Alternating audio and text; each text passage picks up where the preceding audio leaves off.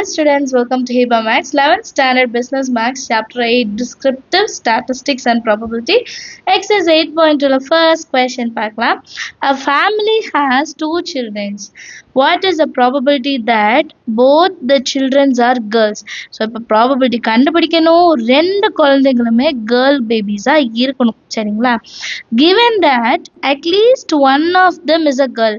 So given that-ன்றது நம்மளோட sample space-அ குறிக்குது. சரிங்களா? மொத்தமா எவ்வளவு கொடுத்திருக்காங்க அதுல எனக்கு எவ்வளவு வேணும் அதுதான் எப்பவுமே ப்ராபபிலிட்டியில பார்ப்போம்.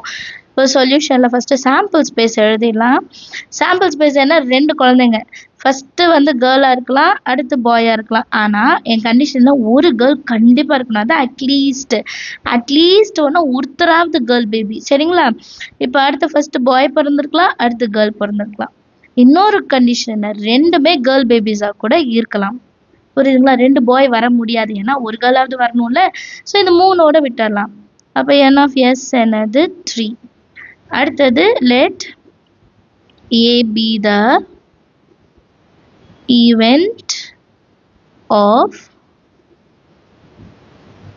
both the children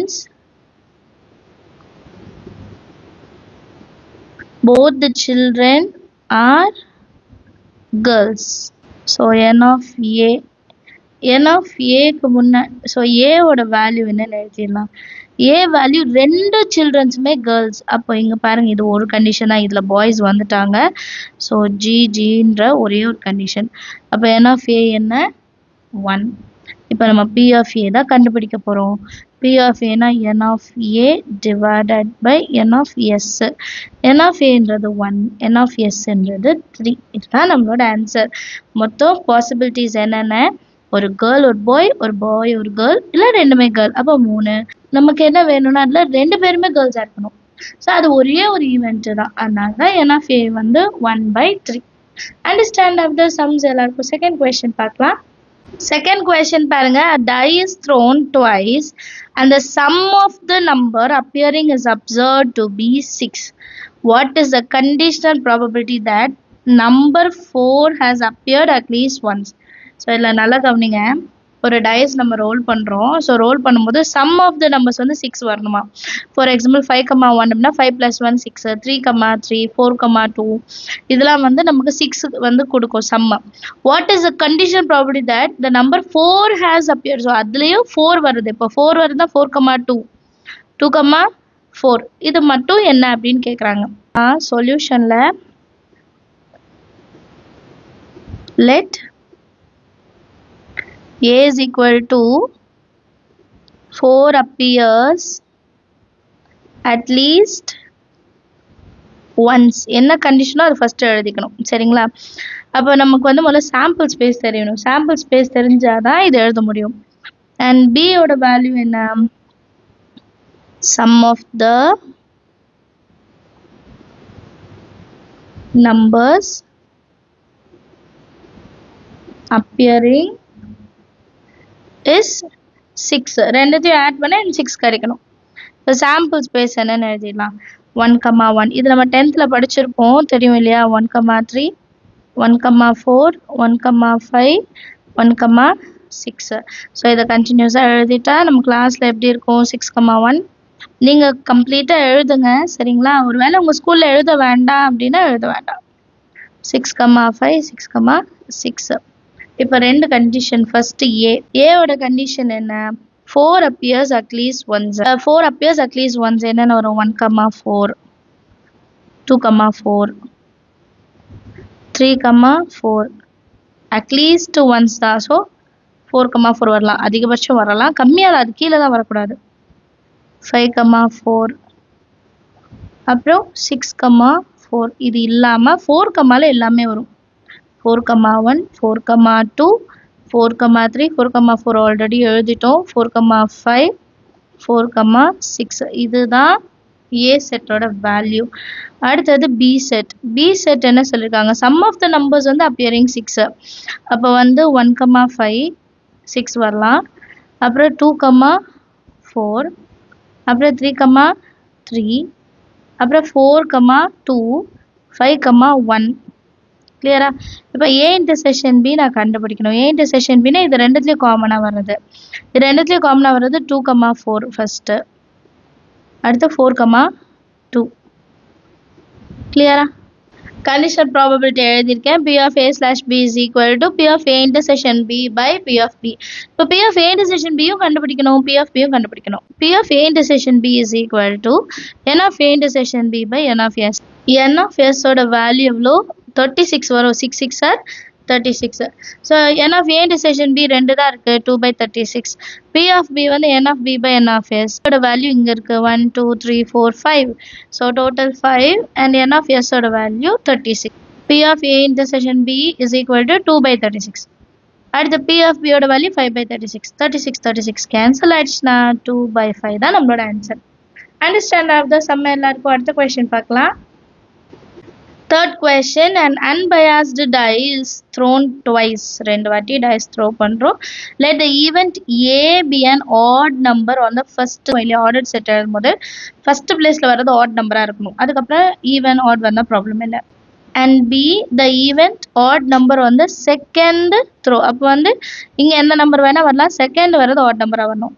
Check whether A and B are A and B events are independent. So இந்த ரெண்டுமே இண்டிபெண்ட் ஈவெண்ட்ஸ்ன்னு சொல்லணும்.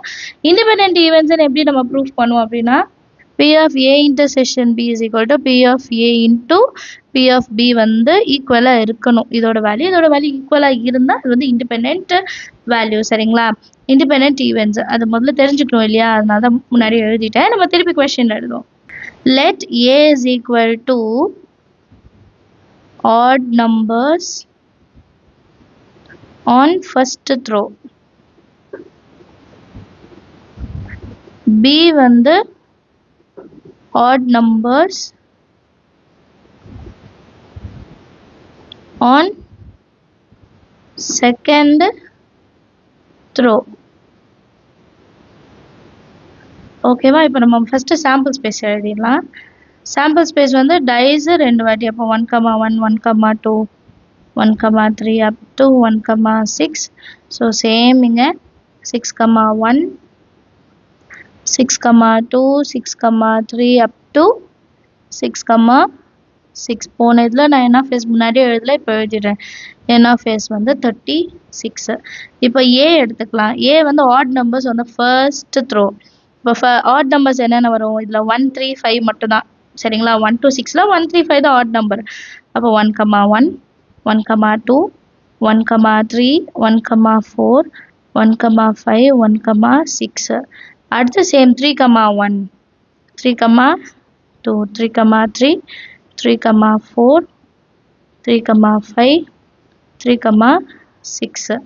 அடுத்து 5 5,1 5,2 5,3 5,4 5,5 5,6. N of A மொத்தம் எத்தனை இருக்கு? 6 3s are 18. அதை எழுதிக்கலாம். அடுத்தது வந்து நமக்கு B இல்லையா? Next set B. B ஓடது என்ன? ஆட் நம்பர்ஸ் வந்து செகண்ட் த்ரோ. அப்போ எப்படி எழுதணும்? 1,1 1,3 1,5 அவ்வளோதான் இல்லையா? செகண்ட் இதில் பார்க்கணும். அடுத்து 2,1 2,3 2,5. அடுத்து 3,1 3,3 3,5. அடுத்து 4,1 4,2 4,3 4,5. 1 2 3 4. அடுத்து 5 5,1 5,3 5,5. 6,1 6,3 6,5. இப்போ இது ஃபுல் செட் பாருங்க. 1 2 3 4 5 6 7 8 9 10 11 12 13 15 16 17 18. ஸோ N of B இங்கேயுமே 18 தான். கிளியரா? இப்போ இண்டிபெண்ட் ஈவெண்ட்ஸாக இருக்கிறதுக்கு என்ன செக் பண்ண சொல்லியிருந்தேன்? P of A intersection B is equal to P of A into P of B. இப்போ தனித்தனியாக இது எல்லாத்தையும் கண்டுபிடிக்க போகிறோம். P of A intersection B. அப்போ A intersection Bனா இது ரெண்டுத்துலேயும் காமனாக இருக்கிறது. ஸோ என்னென்ன காமனாக இருக்குது? 1,1 காமன் 1,3 1,5. அடுத்தது 2,ல எதுவுமே இல்லை, 3 தான். 3,1 அப்போ 3,3 3,5. அடுத்து 4 வராது, 5. ஸோ 5லேயும் 5,1 5,3 5,5. ஸோ 1 2 3 4 5 6 7 8 9 டேர்ம்ஸ் வந்து நமக்கு A இன்டர்செக்ஷன் Bல வரும், எழுதிக்கலாம். இப்போ A இன்டர்செக்ஷன் B என்னென்னு எழுதிடலாம். 1,1 நான் எழுதிடுறேன். அடுத்து 3, அடுத்தது 5. இப்போ டோட்டலாக எவ்வளோ இருக்குது? A இன்டர்செக்ஷன் B வந்து 9 டேர்ம்ஸ். ஓகேவா? இப்போ ஒன்று நான் கண்டுபிடிக்கலாம். First P of A intersection B. அப்போ N of A intersection B divided by N of S. A intersection B 9, N of S வந்து 36. 9 ones are 9 fours are 36. அடுத்தது P of A. P of A na N of A by N of S. N of A எவ்வளோ? 18 by 36 2 times. கரெக்டா? அப்போ 1 by 2. அப்புறம் P of B. P of B வந்து N of B by N of S.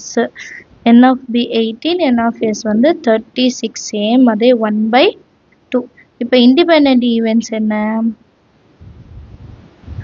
Independent events என்னன்னு பார்க்கலாம். That is equal to P of A intersection B is equal to P of A into P of B. P of A intersection B na 1 by 4. P of A 1 by 2. P of B 1 by 2. Which is equal to 1 by 4 is equal to 1 by 4. ரெண்டுமே ஈக்குவலா வந்துருச்சு. So therefore A and B are independent events அப்படின்னு எழுதலாம். Understand of the sum எல்லாருக்கும் ஏதாவது doubt இருந்தால் மறக்காம comment செக்ஷனில் கேளு. Fourth question சால்வ் பண்ணலாம். A probability of solving specific problem independently by A and B are 1 by 2 and 1 by 3. அப்போ probability of A என்ன? 1 by 2. Probability of B என்ன? 1 by 3. அவங்களே கொடுத்துட்டாங்க respectively. If both try to solve the problem independently, தனித்தனியாக find the probability that the problem is solved. ரெண்டு பேரும் தனித்தனியாக solve பண்ணும்போது சால்வ் ஆயிடுச்சு. Exactly one of them solves the problem. இப்போ A சால்வ் பண்ணா B சால்வ் பண்ணல, B சால்வ் பண்ணா A சால்வ் பண்ணல. ஸோ அதுதான் இதோட மீனிங் இல்லையா? சொல்யூஷனில் ஃபஸ்ட்டு கிவன் எழுதிடலாம். P of A வந்து 1 by 2, P of B வந்து 1 by 3. அண்ட் இங்கே கண்டிஷனில் பாருங்கள், exactly one of them solves என்ன சொன்னேன்? A கண்டுபிடிச்சா B கண்டுபிடிக்கல, B கண்டுபிடிச்சா A கண்டுபிடிக்கலன்ட்டு. அப்போது P of A பாரையும் நம்ம P of A நாட்டையும் நம்ம கண்டுபிடிக்கணும் இல்லையா? நாட் ஆஃப் ஏவும் நம்ம கண்டுபிடிக்கணும். இந்த கொஷின் கொஞ்சம் முக்கியமான கொஷின் ஆல்ரெடி கேட்டிருக்காங்க, பார்த்துக்கோங்க. இப்போ P of A டேஷ்டா என்னது? 1 minus P of A இல்லையா? அப்போ 1 minus 1 by 2 is equal to 1 by 2. அடுத்தது P of B dash which is equal to 1 minus P of B. 1 minus 1 by 3. 3 ones are 3. 3 minus 1 2 by 3.